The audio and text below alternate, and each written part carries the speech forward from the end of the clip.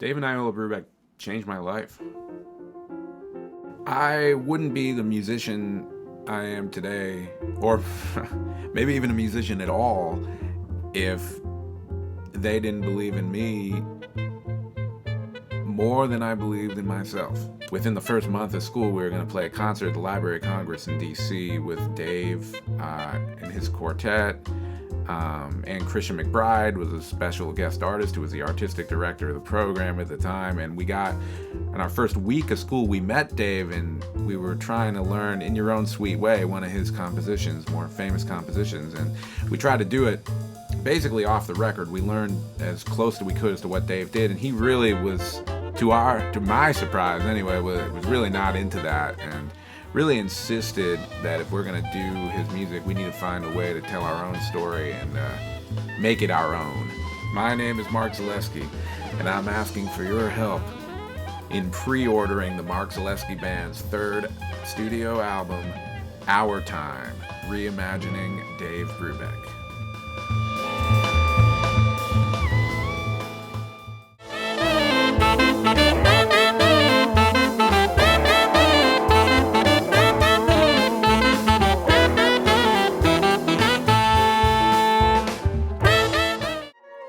They say I look like God. So basically, The Real Ambassadors was written as a satire on some of the U.S. State Department tours that people like Dave and Louie did in the mid to late 1950s. And the point in the State Department tours is for the government was to send musicians, American musicians overseas to show the world that things were peaceful here in the U.S., that everybody's created equal, there's no racism here, everything is just fine and dandy. And I mean, if we know our history, we know that definitely was not so much the reality as to what was going on. I am so honored that the great, wonderful Michael Mayo gave us the gift of his voice on this particular track, and he just, he's incredible. So we're independent artists.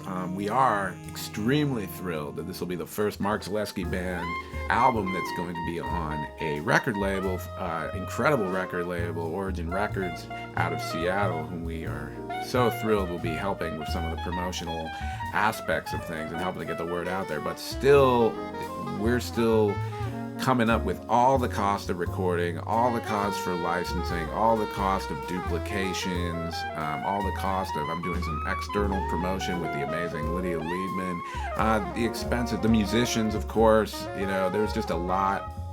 Expenses add up quickly in a project of this caliber.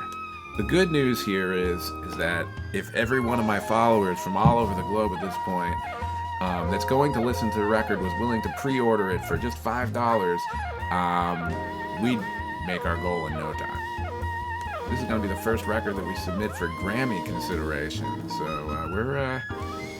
I'm really proud of the product. We're shooting for the moon here. It's not just a musical legacy. I think that goes without saying, but there's a real humanitarian legacy with Dave and Iola. There's this idea of music for social change is something that they were on the forefront of in jazz, as far as the way I see it. I just feel like they were able to use their platform for good to make statements for world peace and not taking that privilege lightly by any means. And they were just incredible mentors for me, and I feel like if everybody had role models like that, the world, frankly, would be a better place.